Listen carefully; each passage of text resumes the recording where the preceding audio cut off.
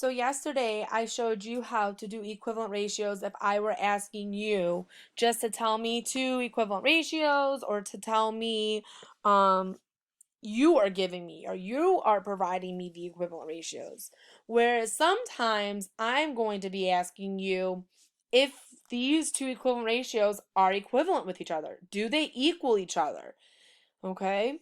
So, and the way we use, or the easiest way to figure that out is use this butterfly method. Okay? And the way the butterfly method works is the way it sounds.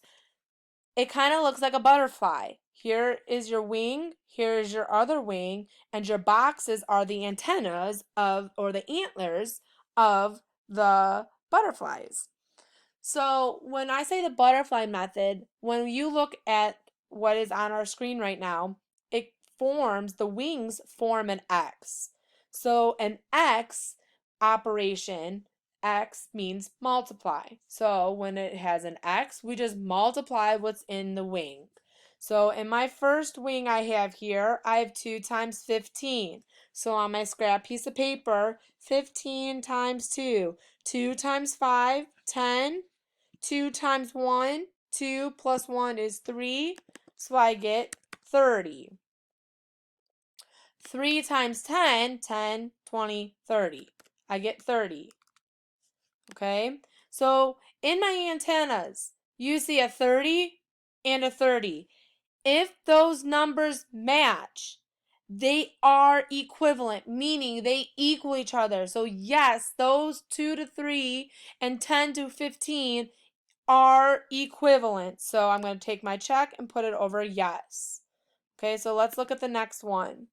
We're looking to see, is 8 and 12 and 4 to 5 equivalent with each other? 8 over 12, 4 over 5.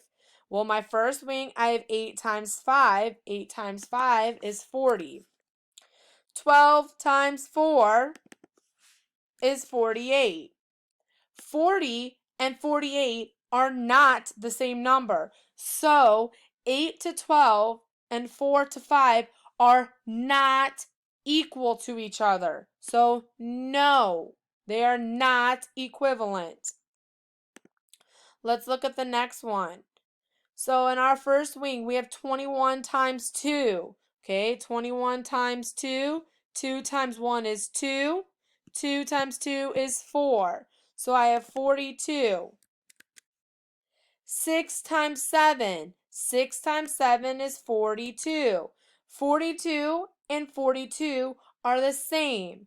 So 42 and 42, so 21 to 6 and 7 to 2 are equivalent. So yes, they are equal to each other.